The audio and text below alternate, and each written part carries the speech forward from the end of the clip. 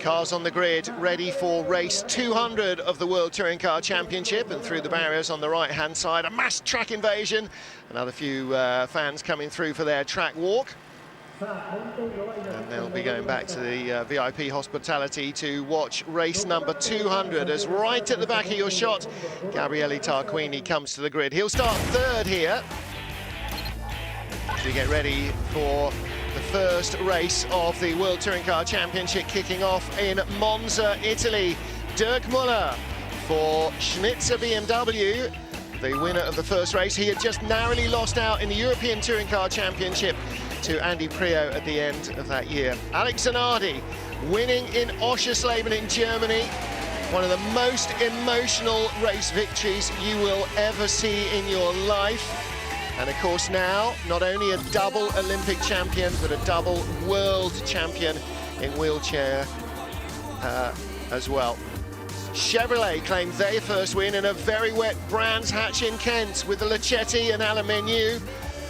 He said, what, 12 years after his last World Touring Car win? First win for a diesel engine, Yvan Muller in the Seat Leon. Again, Oschersleben. That's where they scored their first ever points as well, Seat, with Peter Turtig, very early in their career. Tarquini and Zanardi. Well, this was Zanardi trying to win both races of the weekend in Brno. Gabriele held him off. Race 80 in Imola. James Thompson claiming first win in the championship for Honda. That was with the Accord Euro R. That was run by N Technology. Tomo, of course, had previously taken double wins with N Technology for Alfa Romeo in Valencia. First win for a non-factory driver, Ti Aida at Okayama. Tom Coronel in his Seat. And he went with a Demon split tyre choice. Slicks on the front, wets on the rear on a wet to dry race. Held off Augusto Farfus by inches.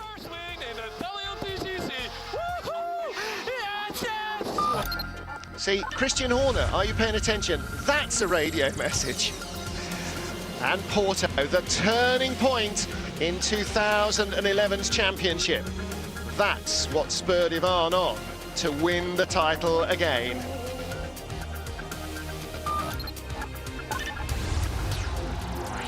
A 100,000 fans cheering Norby as he claimed his first World Touring Car win in home territory in Hungary.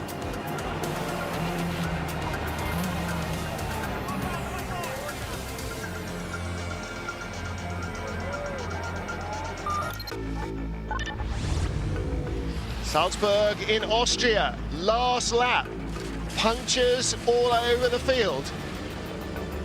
Huff punctures in the last corner, Coronel can't go through. Daste goes high, wide and handsome as the race falls into his lap.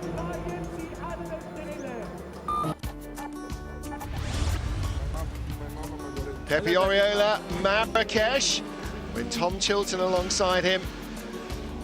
Oriola becomes the youngest driver ever to win an FIA World Championship encounter, sealing his talent, confirming his talent.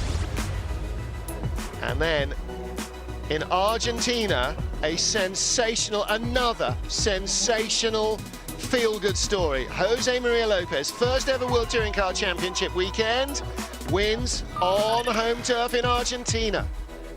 And now we get to race 200 of the FIA World Touring Car Championship. Race 1 was won by a BMW, Dirk Müller. Will race 200 be won by a BMW as well? They start first and second on the grid. For Tom Coronel or Mehdi Banani, either would be a massive story. Busy grid in Suzuka, the circuit announcer getting the fans whipped up into a frenzy of expectation for race number 200 of the FIA World Touring Car Championship.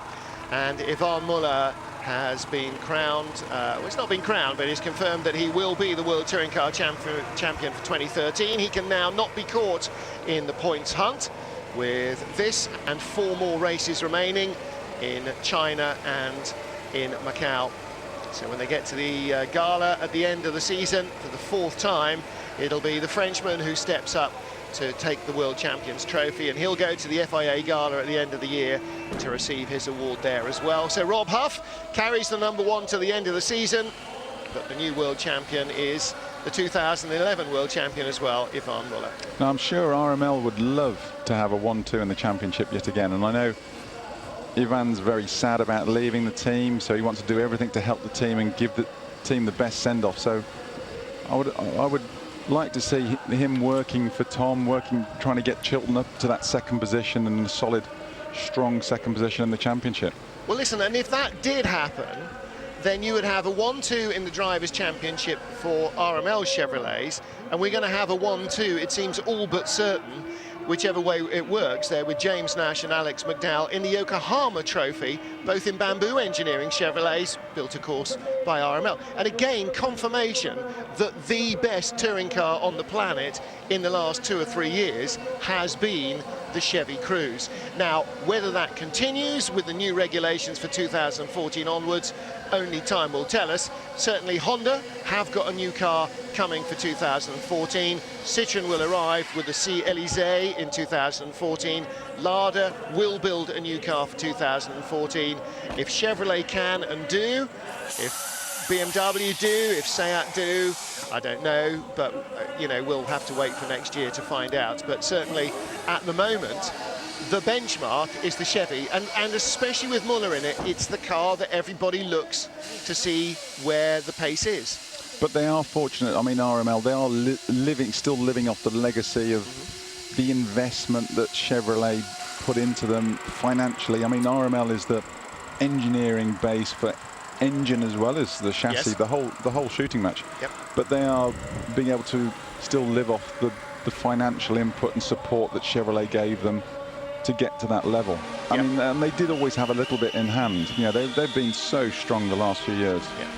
And again, underlines just what a great job they did building that Cruze in the first place. It wasn't Chevrolet's money, it was RML's expertise that made the car the winner it is. Of course, the money allowed them to make the car the winner. It allowed them to develop this 1.6 turbo engine from a clean sheet of paper, or a blank computer screen. And yes, no question, they've done a stunning engineering job, and that legacy continues. And, you know, Honda's brand new Civic, first year in the championship, constructors title, several race wins.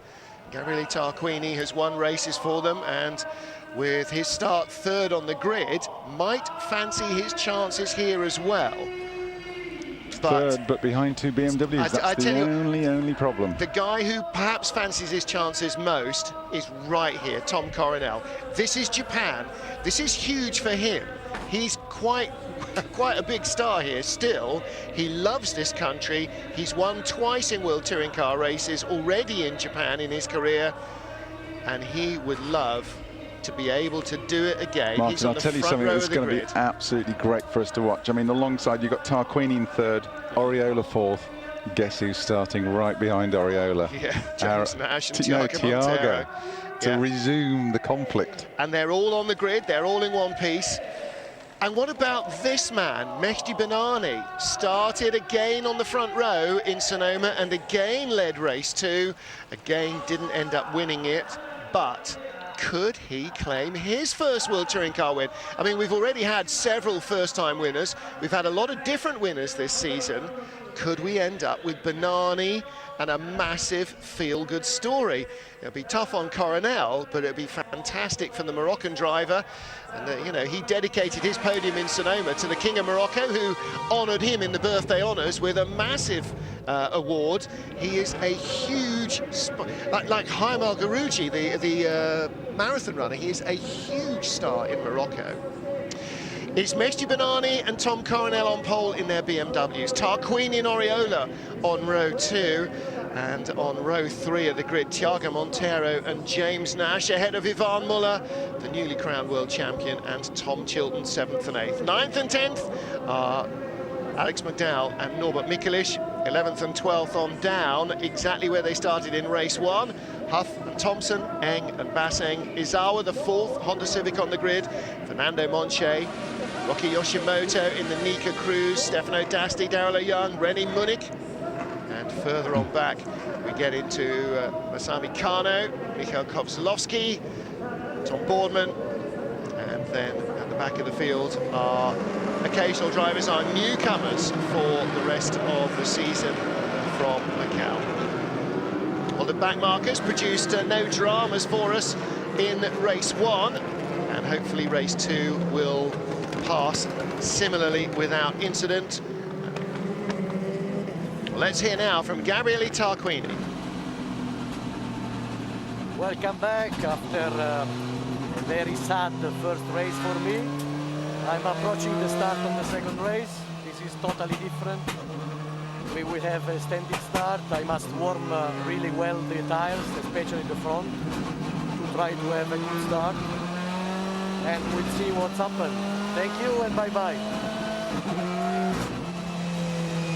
Well, again, Matt Neal, you can hear the popping and banging, but you can also see very clearly what he's doing with his feet. He's got his foot on the brake and on the gas at the same time. He's working that brake pedal to try and get heat into the brakes, which transfers into the wheel rim, which helps to keep the heat in the air and in the tyre. Yeah, there'll be a combination of things that they're trying to get the heat into. It's unlike Formula One, you're not allowed live telemetry, so you can't have the engineers saying you need more or less heat, but you need the tyres up to good temperature, you need the brakes up to good temperature, because if they're too cold they won't work when you get to turn 1 and primarily turn 2. And you also need the clutch. For the standing start, the carbon clutches are very snatchy, so you need them to be quite progressive, and he's going to be working into that. And also the turbo, you need the whole thing. It's got to be at optimum temperature and pressure. So here we go. We're getting ready for the start. Big breaths from the pro team with Mehdi Benani again on pole. Tom Coronel alongside. Tarquini and Oriola. Coronel looking over to the right. That's his mark on the wall, so he knows he's exactly in his grid spot and not too far forward.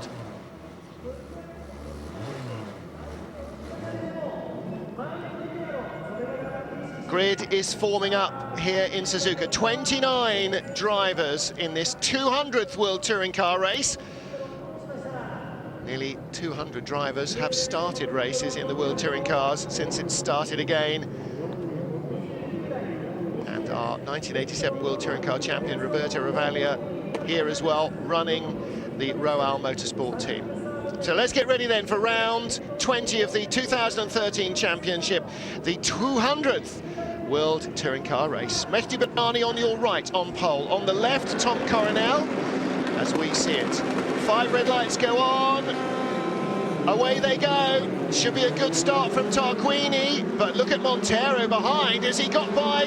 He has. He's already passed Oriola. Oh, and off into the wall. Is that Chilton? I think That's so. Muller. And massive, is that Muller? Well, massive smoke from the Seat, which may well have been Huff, and it is the lead for Benani from Coronel. Tarquini 3rd, Montero 4th. Castrol Honda are going to go for a 1-2 here. 5th place is Oriola, 6th is Nash, 7th is Chilton. So it was Muller in the wall, and he's gone in so heavily, I suspect we may see a safety car. And who was smoking? It was not Huff, it must have been not Bassang either. He's just gone through shot. So the only one left is therefore but he was Munich, Rennie Munich. A long way back. Yellow flags are out, and Muller is out of the car. That is no way to celebrate being the world champion. And that went in on the driver's side, and that was a big clang on the barriers, Matt. You can see the kink behind the car that he's left in those barriers. There's debris on the track being thrown up by Charles Eng in front of Rob Huff. Charles Eng in front of Rob Huff. Yes, 8th place for Charles Eng. How did he get there? Great start. Blimey O'Reilly. Didn't spot that. Well done, Charles. Look at that, 8th place behind Chilton and ahead of Huff. And everybody... 13th on the grid, I think it was. Everybody streaming through. So very good start indeed for Charles Eng. Benani hanging on in front. Now, what he's been able to do before, which we haven't really appreciated, he is pretty good at absorbing pressure. Yes. And with a tight circuit like this, you know, you never know. I mean, I'm sure the two Castrol factory Hondas are going to smell blood, and they're going to want a result. But now coming down the straight here, Matt, yellow flag means 2 things. 1, no overtaking. 2, slow down from race speed and be prepared to stop if required. So you're coming down the straight, you're supposed to be flat out. How much do you slow down? As long as you don't put in a faster sector than you've done before. Yes. Now, it's a let's see simple what answer. happens. OK, Muller is on our right, in the middle of the shot there. Bang, and that is Mikulits. It was Mikulits that is smoking heavily. Yeah. That is Norby on board with Ivan. Mikulits just turns into him by the looks. Yeah, now, Norby twitched across the road, not knowing that Muller was there on his side. I don't know. That's such a shame. I really wanted to see, Yeah. with the pace Michelitz had got in, and the Zenga boys had got in that car, how well he could... Yeah, it's not very well, good, shredded is it? tyre, unsurprisingly. And you've got to wonder whether he got tagged from behind and spat across or not. I mean, hard to tell. Maybe he was just going for a gap, Martin. And the other, well, You and do again, lose a lot of your peripheral vision Yeah. in these cars. yeah, I mean, you've got the wings on the seat, which sort of blinds you from just about everything. Yellow flag still out on the main straight. And that means that for Bernani at the moment, he's got to not throw it away in the wiggly bits, because on the straight bit, Coronel is not allowed to go by him. Shadows lengthening here in Suzuka. That's a Half very past 3 in the interesting point, afternoon. actually, Martin. You know, as long as Bernani can keep it tight, keep it under control, keep it clean around this the long twisty section, if that yellow flag stays out, that's the key overtaking point. Yeah. Well, down to what? It depends where the green flag comes. It'll come after Muller's car, so not yet, not yet, not yet. Muller's car's gone, so it'll be, where's the green? It'll be You've got to green start down doing into the move turn before 1. then. You can't do it into No. 2. And you can't start to make the move on the straights. You can only start once you get on the brakes, and you can't start once you get on the brakes. That's too late. Then you're just basically having a big crash. This is a big race for all those first 4 cars, because Tom Coronel's going to want to score. You know, his home, which was his Home second race. home, Japan. Yeah. Bernani, could be his first victory. You've got the factory Hondas on home ground. I mean, either way, it's going to be a fantastic result. And let's not forget, we're not behind the safety car, so they are absolutely racing flat out up the hill still, and the Hondas cannot catch those BMWs. Bernani is setting a good pace. The lap times are some 2 seconds off. Oh dear. Tom Race 1 Chilton lap just times. went purple in sector 1. That's probably not the best thing to do. Best not. Best thing to do, Tom. Purple means not just his fastest first Fastest sector, lap of but the the race. fastest first sector of anyone in the race. So he's bettered his own personal time, When which there's is not good. When there's a tractor unit Yeah. on Tom the side. Boardman, hello. Yellow flags, Tom. Tom, yellow. That tractor thing at the side. He was pulling out alongside it. Now, you are not in a green flag zone. I'm sorry. Get a grip. You're going to end up enthusiastic. talking to the stewards. You're not doing yourself any favours doing stuff like that. He's all right. Clennon's not down there. Yeah. He ain't got enough air miles to get to Japan. Bernani and Coronel first and second, quarter of a second apart. Well, it's not about the time, is it? It's about the inches. Or should here. I say the FIA hasn't got enough air miles to fly John first class to They've got more Japan. than enough. And 2 seconds behind now, Tarquini and Montero, and they are gradually being reeled in, aren't they, by Pepe Oriola. He's closing up on Montero from behind. Thiago showing Gabrielli the nose. You're allowed to use a slightly different line going down into turn 1 out of the yellow flag zone. Thiago's been on it all weekend. I Yes, mean, he for has. some reason, Tarquini just hasn't had the pace, and Montero's going to want to get on with it. If he can see those 2 BMWs making a break at the front. Do you know, this year, if it hadn't been for bad luck, there'd have been no luck at all for Thiago Montero. He's had a shocking time with misfortune. But wouldn't you say that for the whole of his touring car career? Yeah, to a degree, actually. He's never had the rub of the green. Oh, and that was Boardman inside Kovzlowski And into the there's first still a yellow corner. flag. Well, Tom, if you don't get a drive-through for that, then clearly they are all still out That to looks an lunch. expensive move. Yeah, that did, I'm afraid. Bernani and Coronel still first and second. Tarquini in third. Montero right with him. Coronel's going now. It's going green into the first corner. And Bernani with the line. Can he hold on? Tom's in tight. Can he get on? No, can't get the drive off the corner. There's sort of 2 ways of skinning that cat, Matt. Tom went in deep and tight, but you run out of ability to get the power down on the exit. And Bernani, with the ideal racing line, held on. Bernani's just got to keep his head really calm, drive his lines. If he drives his lines and keeps calm, it's going to be awful difficult to get past him. I'm just going back to the Honda Castrol camp. If, you know, obviously Tarquini seems to be the cork in the bottle again, you'd be on the radio saying, let Montero go. Wouldn't you? Yeah. If you love him, set him free. If you love him, set him free. Let my people go. Yeah, I agree. I mean, we're 9 laps in. We've got 15 laps left, 16, 17 laps As it left. is at the moment, there's no championship, there's no points. Tarquini's not going to win the race, so you've got to let Montero have a go at it. Great Tell you what, onboard Bernani's view. leaving that door open into there. Yeah. You're right. He is inviting Tom to tag him and knock him off, but he knows he's racing Tom. And Tom doesn't like tagging people and knocking them off. But it does leave you vulnerable. And he could take the defensive tighter line, and Tom would still struggle to try and drive around the outside. And maybe Bernani ought to be done. I mean, we always say this, don't we? Line and length. Ignore what's going on behind you, but Tom is too close to be ignored. And that was Henry Ho. It's only going to take one mistake and Coronel's going to be straight in there, isn't he? Well, Henry Ho is gradually recovering his speed in front. He's got a flapping front wing, so has he tagged a tyre stack before going off on the exit of turn 8? Bernani and Coronel. Now, Bernani is looking more defensive this time. Here comes Tom. This time he sends it up the inside again. And Bernani again using a full width of the road and drives around the outside. And Tom is being as good as gold, isn't he? I mean, the potential for collision is just there the whole time, but, you know. But Bernani just seems to be taking a big wide line into all the corners. Even through this S section, he's taking nice big wide racing entry, and you know he's only got to get a little bit wide on the wider than he normally is on a particular lap. Coronel's going to be in there. Yeah, and the other thing, of course, you know, it's race 1 straight into race 2, so there is a bit of tyre debris, there's a little bit of gravel and other shrapnel around the edge of the circuit. If you start to drift too far out, then that snowballs and you get dragged further out by being on the muck.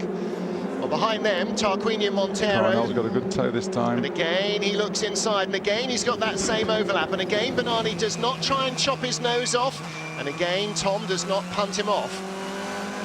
It's cat and mouse, and Tom is just biding his time. See the bit of tyre debris there? Somebody's tyre carcass on the track. It's got to be Michelitz's car. Yeah, we're not even at 50% distance yet. Oh, and we may get a safety car now. That is the RPM engineering car of Matco Lock. I was going to say, if we get a safety, that could bunch things up nicely. Well, again, we're so used to seeing these little tank track Caterpillar machines. Oh, Montero's through. Montero's gone by Tarquini. Yes, I think that was position switched. I don't think that was place gained. Gabrielli pulls right out the way, gets on the brakes early. Thiago goes through. I think that was a radio message. Yeah. Yellow in second sector now instead of the first sector. So we're green down the straight. That's good. And then we're yellow up the hill. Probably doesn't make much difference, frankly, because you don't get to pass here that often. I'm assuming it wasn't yellow when Thiago went by Gabrielli. I'm just assuming that. I'm thinking that's probably the case. Oh, Tom pushing Bernani there. I think there might even have been a little bit of contact between them. Just shows you how close it is and how tight it is to get past cars around here. I mean, in World Touring Cars, it's not like in the British Touring Cars. They don't have weight added to individual drivers if they win a race or they're doing well in the championship. So you've got McDowell, who was a really strong second. Jump start for 8 and 74, and that is for Mikhail Kozlovsky and for Pepe Oriola. Oh, he's not having a good day, is he? Not the best, no, not the best. Oriola currently in 5th. Oh, Huffy going around Charles Eng, using the grass. He wanted to get past there. And down the inside comes Nash, McDowell rather, yeah. And Oriola pulls off, or makes a mistake and drops off the track, rather. Now, Pepe, do not have these guys off and add insult to injury. You're having a tough time as it is. Yeah, he's pulling out the way to let them go through. Thank you very much.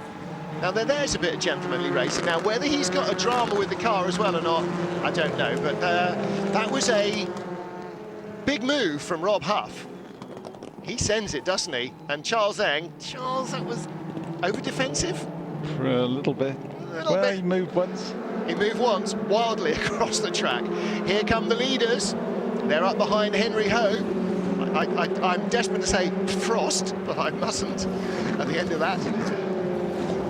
Look at that wide entry he's taking. Yeah, Bernani this time getting the door shut a little quicker. Do you know, either way, whichever of these, if these two guys end up winning, or one of them ends up winning, great story either way. I couldn't be happier for either of them. Tom's had a couple of wins, he'll know how much it means to Bernani. Doesn't mean he's not going to deny him if he gets the chance. All he's not going to do is punt him off and deny himself a podium in Japan. Still dragging that car out of the gravel trap. That was in a long way there, wasn't it? Buried deep as Thiago is released from behind Gabriele to try and close down the leaders.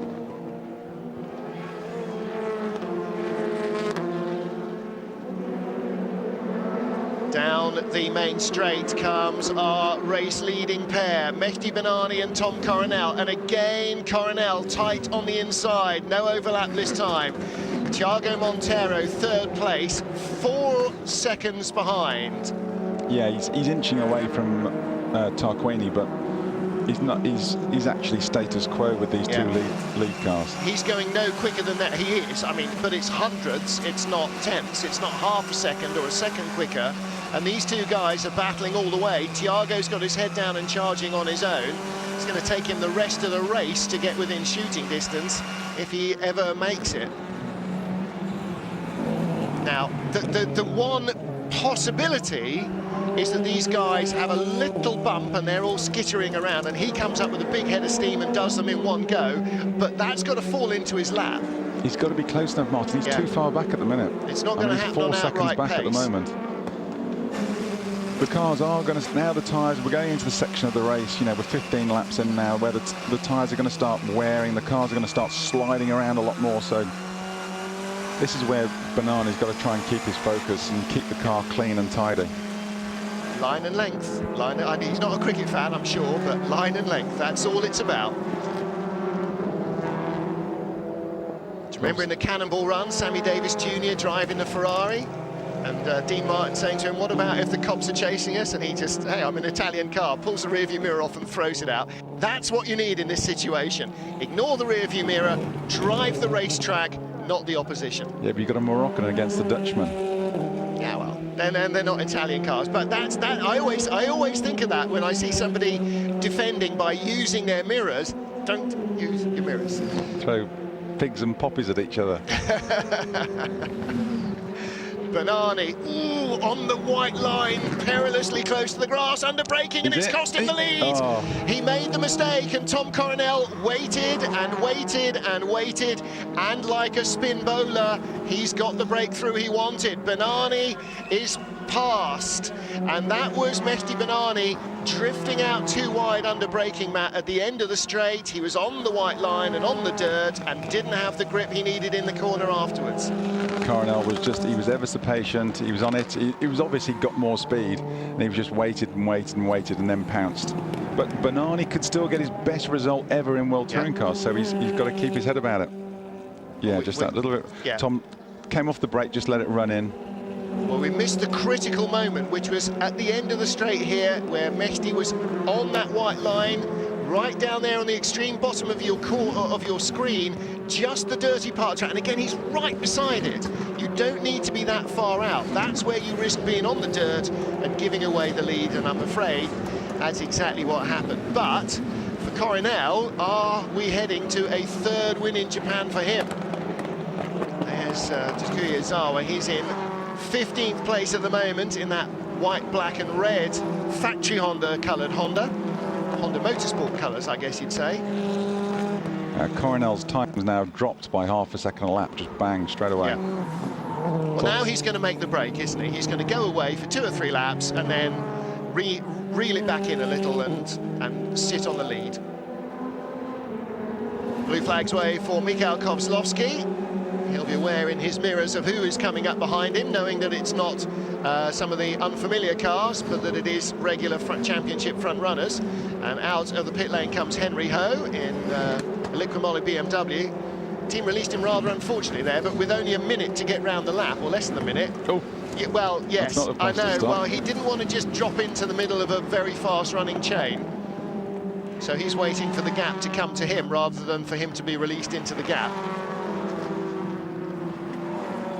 But That's as I like said, stopping on the on-ramp to a motorway there. You can't do it. It is a little bit Top Gear, Ted, I'll give you that. But it's a 54-second lap, and there's a 35, 38-second train of cars.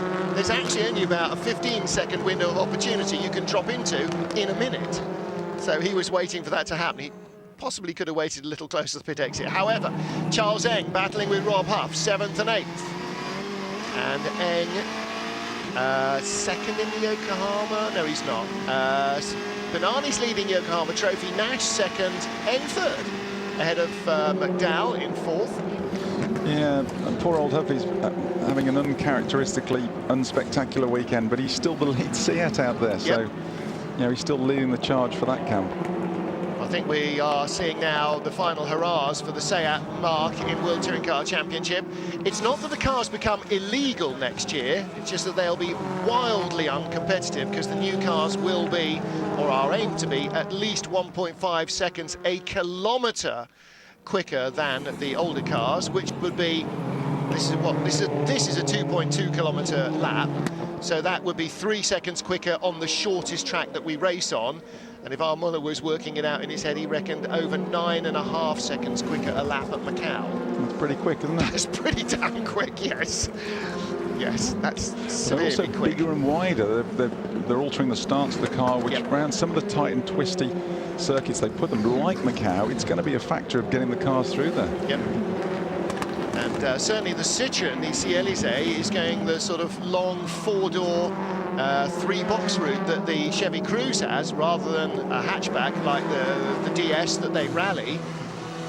And particularly, I mean, Citroën are coming to the World Touring Car Championship predominantly, they say, not to keep Sebastian Loeb happy, but to sell cars and to promote the brand in growing markets. South America, very huge for them in terms of a place that they are looking for growth with this new Cielizé, which is only on sale in limited markets, not going to be on sale in Europe as far as I'm aware. And also they're looking at China as being, as all car manufacturers are, as being a massive receptacle for metal to be peddled into.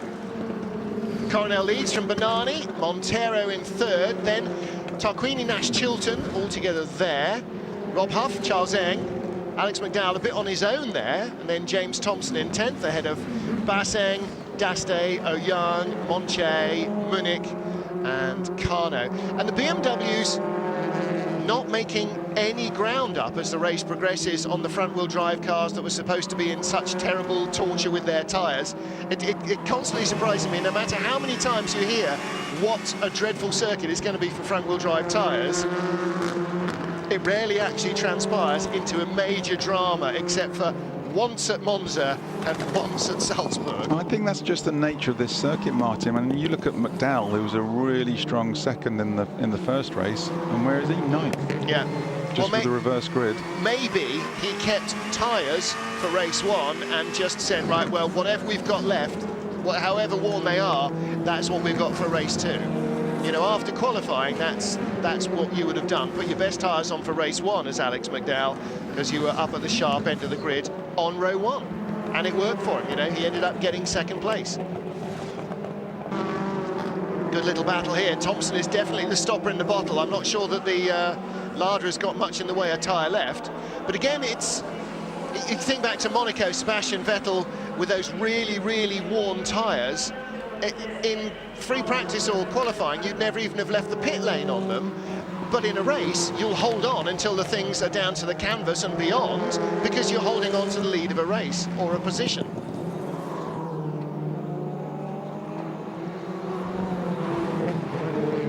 Battle for 10th place, James Thompson's Lada, the black and red Seat of Mark Bassang. Behind him, the white BMW, Stefano Daste, the yellow and red one, Daryl Oyoung, and Fernando Monche, the 5th car in this queue.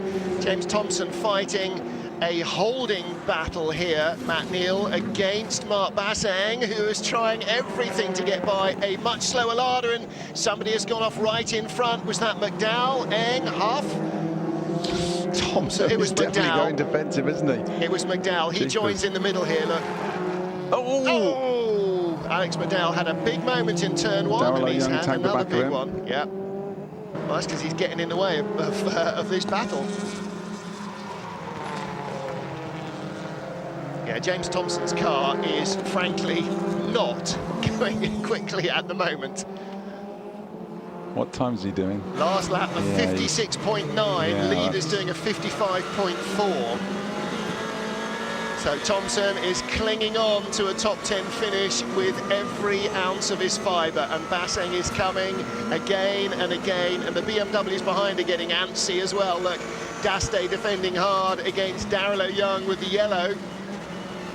Ooh, bump from Basseng, bump from Basseng, bump from Basseng. But again, like you, Matt, Basseng's getting used to touring car racing now. Like you, Tomo's been doing this a long while, and he knows the tricks. He won't worry too much about the bumping. I'll tell you what Tomo's very good at is positioning your car. So when he's getting those little friendly nudges, which we're seeing here, it's not upsetting his car, it's not knocking his car wide, it's positioning your car on the way into the corner. Absolutely right. Making sure he's running ever so wide through there, though. He's really struggling for grip. He is, isn't he? Poor little thing. Look at he's working on that steering wheel. He really is.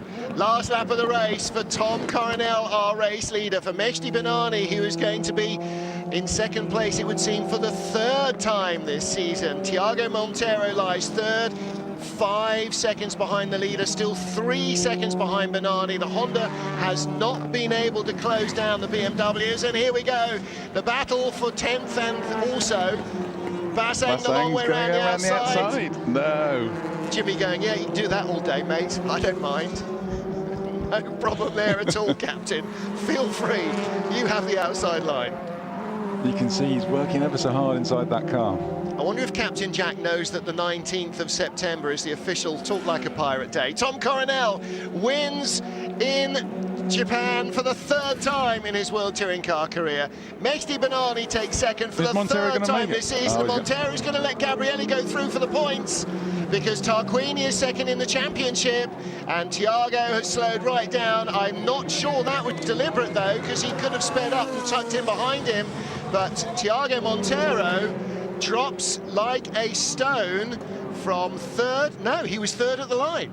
That's why is he slowed down so dramatically then? Maybe he's got nothing left. Well, the pro team for the third time this year leaping up and down with Mehdi Benani in second place.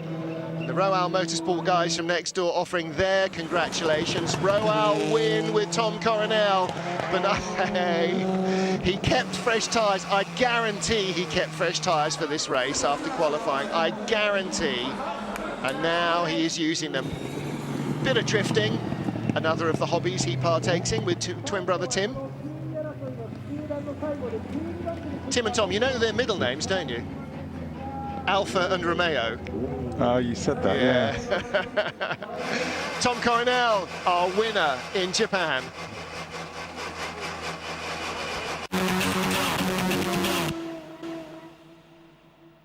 The FIA WTCC is delivered by DHL. Gabriele Tarquini walks back down pit road, and in winner's circle, a very happy Tom Coronel. Matt Neal, third time he has won a race in Japan, his home from home. This is one of the big points of his World Touring Car calendar every single year. Well, after 5 years he spent down here in Formula 3, Formula 3000, sports cars. You know, he's got a lot of history here. I passed Rob Hoff, man. I did it. Charles is pretty happy as well, isn't he? He is pretty happy as well. Look, he's got Banzai head band as Coronel's well. only had 3 WTC victories, and they've all been in Japan, is that right? All been in Japan. Yeah. All been in Japan. Charles Eng very happy, and so he should be. 7th place, I think that's his best ever World Touring Car race result. And he was third in Yokohama points. And again, you know, we saw Norbert Mikelic, a guy they don't know well, but who's a Honda driver, being the focus of Japanese attention. And now Tom Coronel, a guy they really do know well. First World Touring Car race ever won by BMW. 200th World Touring Car race, also won by BMW. Ben is with him. Tom Coronel, your Japanese experience continues, yet another victory here. Yeah, you know, it feels like a second home. It gives you extra power. The Japanese are a lot of fans because I raced there for 5 years. I was consistent with the car was very strong. I knew I had to do it in about the middle of the race. I saw Banani getting a little bit trouble with the rear tires. So no, if you ask me which one did you want to win this year, it's this one. And it's mine, it's from Papa. Yahoo! A lot of drivers have said this is a place impossible to pass, but you made it look relatively clean. You remember Formula 3 Marlboro Masters, 97? I started 4th. We won. You know, if there's a will, you try. Also the respect of Banani, you know, he saw me coming, he saw me pushing. You know, he was under pressure quite a long time. He held off very well. I still had one in the pocket. And I thought I saved that one for the last lap. But I didn't need to, and then he lost a little bit of space. And my car was consistent, you know, so Royal Motorsport did a brilliant job. The BMW was great, and Banani was a good opponent. Tom, congratulations indeed, Mehdi Banani with us because he won the Yokohama Trophy as well as second in the main race. Mehdi, disappointed or happy to be on the podium again? For sure happy. Now I think it's for all Moroccan people because our Morocco flag is on the World Championship. We are fighting with the best driver. I was fighting all the race with Tom, who is the official not independent driver. So I know that I have a victory in independent and second overall. So it's the best result what I can dream. So it's wonderful. Now it's we do a lot of podiums with in overall, in classification overall, with the factory car and factory drivers. So it's nice. It means that we can fight with the world champion. Congratulations. Thanks. And he's got a very valid point, you know, it's a single car operation, it's a tiny team from a really non-motorsporting nation, Morocco, and, you know, he's in front of the Castrol Hondas, he's in front of all the Chevrolets, he's in front of, you know, 3 world champions, 2 world champions on the grid, and everybody else, and the only person that beat him was Tom Coronel. So Banani, great job, and again, he wins the Yokohama Trophy race. Yeah, the only disappointment about that race, it would have been lovely to see where Michelitz could have got to, and also Muller. Yep. Now the pressure's off, and he could have really sort of got the hammer down. So that would have been spectacular to watch because they'd have been coming through and they were fast in the first one. So that's the only thing that's tinge of disappointment for that one. But fantastic result for Coronel, and equally as good result for Banani. So and Honda with the factory car, getting a win in the first race, but of getting a factory car on the podium in the second one. Yeah, absolutely. Montero finishing 3rd at the line, inches ahead of Tarquini, 0.7 of a second, in fact, in front of Tarquini at the checkered flag. 26 laps, race 200 of the FIA World Touring Car Championship, won by Tom Coronel's BMW. Race 1, back in Monza, won by Dirk Muller, also in a BMW.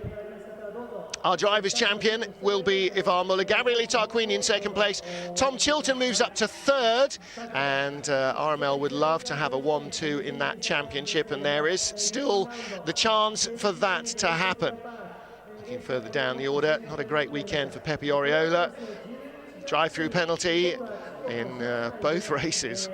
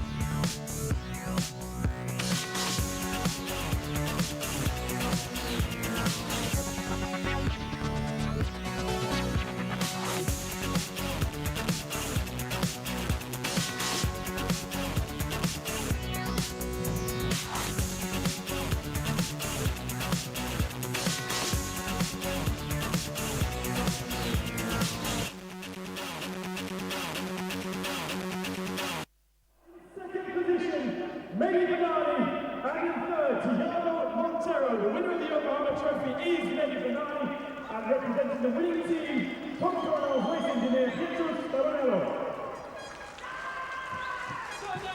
And now the Dutch national anthem as the winning driver.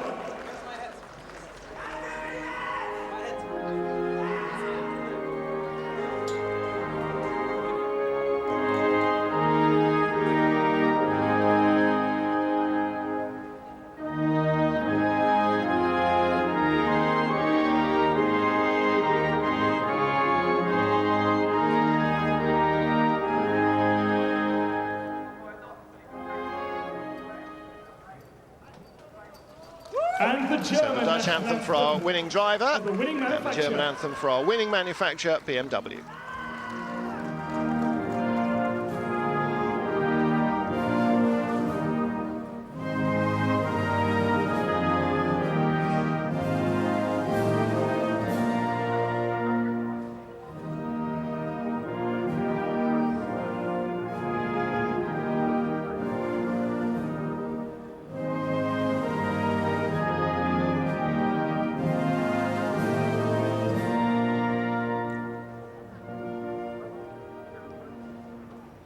Please welcome onto the podium Mr. Toshiaki Matsuawa, Executive Vice President and Executive Officer of JVC. Race winners last year, race 1, Alain Menu in a Chevrolet, race 2, Stefano D'Aste in a BMW, and this year, Norbert Mikulits in a Honda.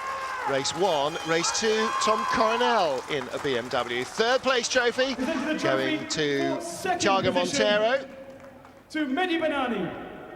Mehdi Benani takes the trophy for second place. And again, he's just so thrilled with the way this season is turning out. He's really got on top of driving a rear-wheel drive car. Last year, he was all at sea in the BMW. This year, so much more together. He can race right at the front of the field. And Tom Coronel, 3 wins in 5 seasons in Japan. Executive Director of JAF, 6 seasons, isn't it? 5 seasons, I think. So every other year. So won't win next year, win the year after. We'll have to wait and see what happens. And for the winning manufacturer, winning team, Royal Motorsport. And Mr. Tetsuya Kuze, President of We'll wait to see the Yokohama representative presenting the Yokohama Trophy race winner trophy to Mehdi Benani, as in Sonoma, leaves the podium laden down with goodies. More hand carries there for the next trip. I hope he dropped some off in Europe on the way home from America before he got to Japan.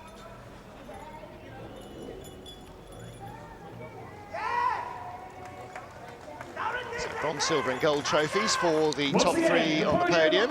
Race 2 here in Japan. Richard Boss of Bamboo Engineering. Good race for them in race 1. And in race 2, James Nash in 5th place. Alex McDowell down in 13th. So Nash extending his lead in the Yokohama Trophy standings. Nash and McDowell will now be 1st and 2nd. That was the race 2 podium. We shall now get the race 1 podium going to get all those drivers up and through. Yokohama Trophy then, 16 points. James Nash ahead of Michel Nukia. Nukia not likely to return this year, so the battle between Nash and McDowell, and Nash having the advantage, 32 points ahead. It was 27 after race 1, so James Nash extending his advantage there, and young man from Cambridgeshire could well end up being the Yokohama Trophy champion at the end of the season. Whatever, it looks likely that Bamboo Engineering will have the top 2 in the Yokohama points standings, and that's a good justification of exactly what a good engineering job those guys are doing. So Matt Neal, 26 laps are here. Not a great race weekend for Pepe Oriola, some of it his own making. In fact, you would say possibly all of it his own making. 2 drive-throughs, 1 for causing an avoidable accident, 1 for jumping the start. Hard to lay the blame at anybody else's door, really. Well, it's a great shame because Pepe had some good pace this weekend, and he should have had a couple of good, strong results. The car seemed to be working pretty well, but sometimes you've got to know when to let the others go. And I think he just held on, fought too hard, too long in that first one, and that's cost him basically the whole weekend, just by not giving up one place, because he had the speed to stay behind Monteiro. Yeah, and you've got to look to Tom Coronel and Mehdi Benani in race 2 to show just what patience does. Coronel was patient. He could have tagged Benani any number of times and didn't. To be fair, Martin, Monteiro was patient behind Oriola. You know, he was patient. He found the gap, got the gap, put his car there. And then Pepe just didn't want to give. He didn't want to give up. Didn't want to let him through. Our race 1 winner was Norbert Mikulits. Japanese fans starting to stream away. This is the last race of the afternoon here in Suzuka. Race 2 of the Super Taikyu Championship was on earlier.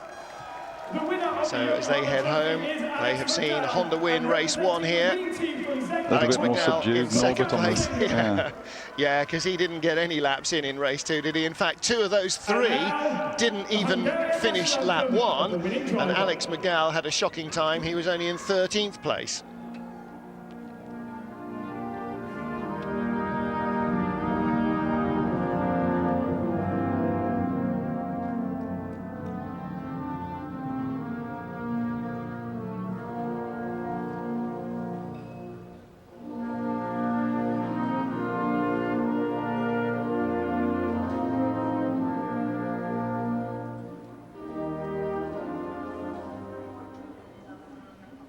The Hungarian anthem for our winning driver and his boss, and the Japanese anthem for Honda.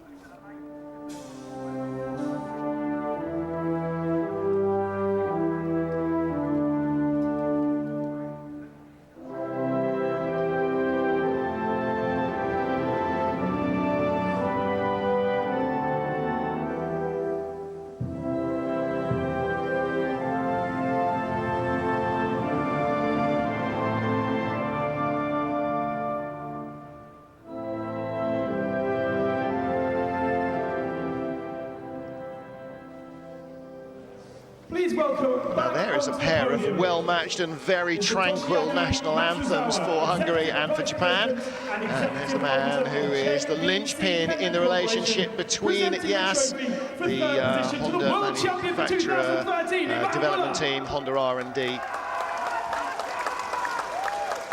Our 2013 FIA World Touring Car champion Ivan Muller receives the trophy for 3rd in race 1 here in Suzuka. Second place was Alex McDowell. And Norby claiming victory for Honda in Japan. Please welcome onto the podium Mr. Masakazu Kume, Executive Director of JAF. And holding the Hungarian flag is the boss of Zengo Motorsport, Zoltán Zengo.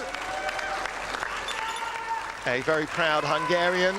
And the man who gave Norby his opportunity to go racing cars. Presenting the Yokohama Trophy to the winner, our Yokohama Trophy race winner, Alex McDowell in race 1. Congratulations, gentlemen. If you'd like to stand on the top step of the podium for me. And so that is pretty much it from Suzuka.